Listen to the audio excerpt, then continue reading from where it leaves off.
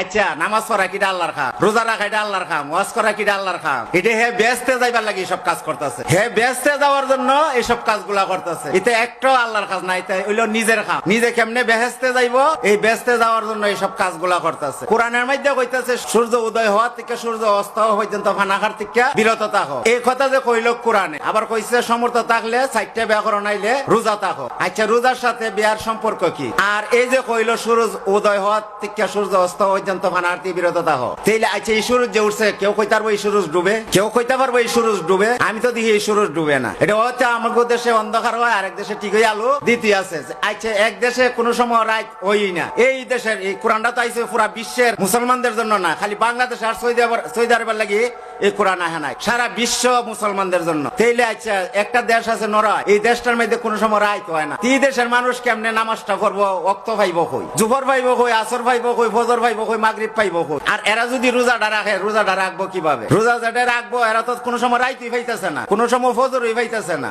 এই দেশের মানুষ কিভাবে রোজাটা রাখবো? তাইলে তখন কয় মাগরিবের টাইমে কিয়ামত হইব। আসলে মাগরিবের টাইমে আমি তখন আমি জিগাই যে কোন দেশের মাগরিবের টাইমে কিয়ামত হইব?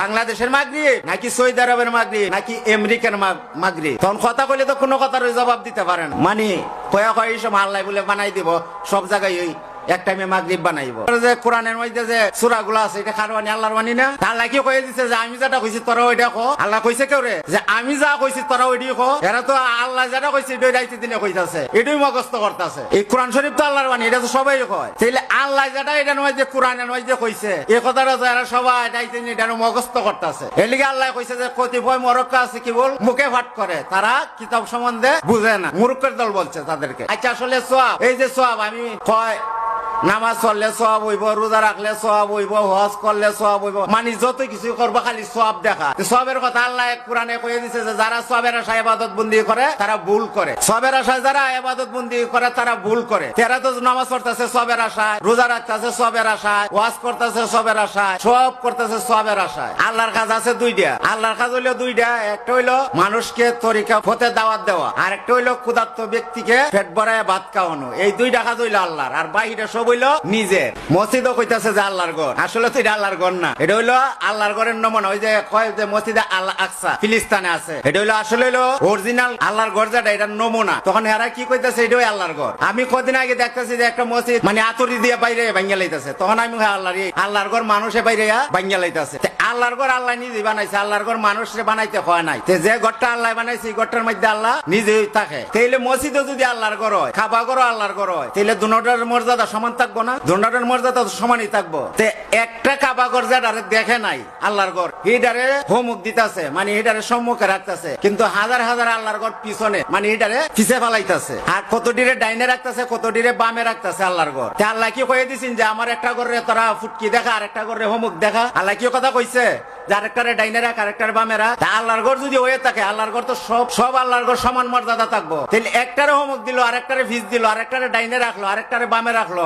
এটি যে করছে আসলে এরা কি করতে? এরা কি আসলে বুঝে যে আল্লাহর ঘর কোনটা? আবার কয় যে মা বাবার পাওয়ার নিচে জান্নাত। আবার কয় যে মা বাপ যখন বয়স হয়ে জায়গা, সন্তান বড় হয়ে জায়গা, হেরা যখন যেভাবে জিভুতের বাপ কয় হেরার পাওয়ার নিচে জান্নাত। তেরা কইতেছে জান্নাত খালি পাওয়ার তোলা দা, সারা জীবন খালি দৌড়াইতে আছে, জান্নাতের কোন আর স্থির নাই, এটা খালি দৌড়ের হয়ে আছে। আবার একটা ওয়াজ হইলে ওয়াজের ফ্যান্ডলা কয় কি হয় এদিক সেদিক না ঘুরা ফিরা কইরা আসেন জান্নাতের বাগান আয়া বসে। তখন আমি কই কিছু লোকরে কই তোরা জান্নাতের বাগান দেখছস নি?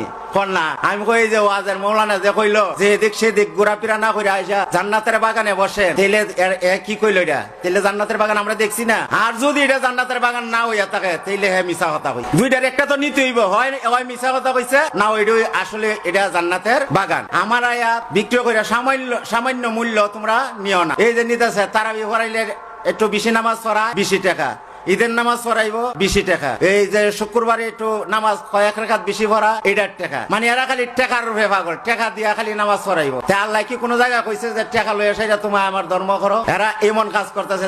আসলে যে হ্যাঁ মুক্তি হইছে, হাফেজ হইছে, আমি মনে করি এটা আমার লাগি কিচ্ছুই না, 1 পয়সার মালও না, 1 পয়সার মালও না আমার লাগে। কিন্তু হ্যাঁ জ্ঞান সম্বন্ধে কিছুই বুঝে না। হ্যাঁ খালি মুক্তি হইছে, মৌলানা হইছে, হাফেজ হইছে, কিন্তু হ্যাঁ কোরআনের কিছুই বুঝে না। কোরআন হেরা খালি পড়েই যায়, কিন্তু কোরআনের মধ্যে কি কইছে আল্লাহ হিডা আর বুঝতে চায় না। আমরা যে নামাজ পড়তে যে প্রথম উজুটা করি, উজুটার মধ্যে আমরা কি বলি যে আমরা হাত ধুইতেছি, হাত দ্বারা কোনো অন্যায় কাজ করব না, ফাও ধুইতেছি, ফাও দ্বারা কোনো অন্যায় কাজ করব না, কুলি করতেছি, মুখ দ্বারা কোনো কারোর সাথে খারাপ ব্যবহার করব না, গড়গড়া করতেছি যে আমরা এটার ভিতরে হারাম জিনিস ঢুকাবো না, এই যে ব্রেন দ্বারা কেউ ক্ষতি আমরা করব না, কান দ্বারা খারাপ কথা আমরা শুনবো না। তাইলে আমরা এটি করলে কি হইলাম? পবিত্র হইলাম। পবিত্র হওয়ার পরে আমরা কি করলাম? নামাজে গেলাম। নামাজে গিয়ে আলহামদু সূরা পাঠ করলাম। আলহামদু সূরার মধ্যে আমি কি কইলাম? যে আমাদেরকে সরল সোজা পথ দেখাও, যাদেরকে পুরস্কৃত করিয়াছ তাদের পথে, যারা পথ বসো তাদের পথে নয়। তো এই যে আমি যে সকালে ফজরের নামাজ পড়লাম, নামাজ পড়ে সেরা কইলাম যে আমাদেরকে সরল সোজা পথ দেখাও, কিন্তু আমরা তো সরল সোজা লোক ব্যক্তির কাছে যাই নাই। আমরা প্রতিদিন খালি বই লিয়ে আইতেছি যে দিনে 45 বার 47 বার বলতে আছি যে আমাদেরকে সরল সোজা পথ দেখাও, কিন্তু আমরা যাই না সরল ব্যক্তির কাছে, আমরা যাই না পথ প্রদর্শনকারী যা হের কাছে আমরা যাই না। বলতে আছি, প্রতিদিন বলতে আছি। তে আমরা উজু করে সেরে কি হইলাম? পবিত্র হইলাম।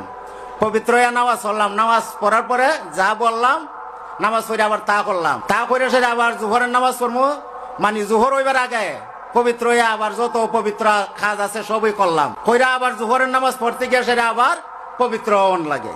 পবিত্র হয়ে আবার জোহরের নামাজ পড়ে যায়, আবারও কইতাছে হ্যাঁ আল্লাহ এসব কাজ আর করুম না। তারপরে জোহর নামাজ পড়ে আবার জোহরের পরে আসরের আগে যা তো কাজ আছে অপবিত্র কাজ করে সেটা আবার আসরের থেকে কইতাছে যে আল্লাহ আমি এসব কাজ আর করুম না। তাহলে আল্লাহ একবার দুইবার তিনবারের গুণ আল্লাহ মাফ করে, কিন্তু মাগরিবের সময় তা আর চান নাই। তুমি যে বারবার ওই যে কইতাছ আর করবা না আর করবা না, কইরে সেরে গিয়া অপবিত্র কাজ করতেছ, এটা তো আল্লাহ ছাড় দিব না। আচ্ছা, মানুষ কি অপবিত্র আছে?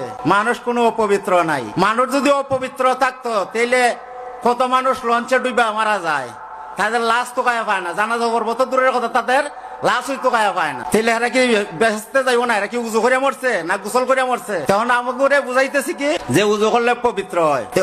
পবিত্র কি জিনিস তারা আসলেই বুঝে না, যে পবিত্র কেমনে হওয়া লাগে। এটার মনে করেন এটার ভিতরে, এই দেহের ভিতরে গু আছে, মুত আছে, এটারে এরা অপবিত্র মনে করতেছে। আচ্ছা, আমি যদি একটা কিছুর ভিতরে ডাক না লাগাই, এটা 1000 বার পানির চুপা, এটা পবিত্র হইব? যেহেতু এটার ভিতরে না ভাগ আছে, যারা ফাঁক জিনিসটারে না ভাগ বানাইতেছে, পবিত্র জিনিসটারে অপবিত্র বানাইতেছে।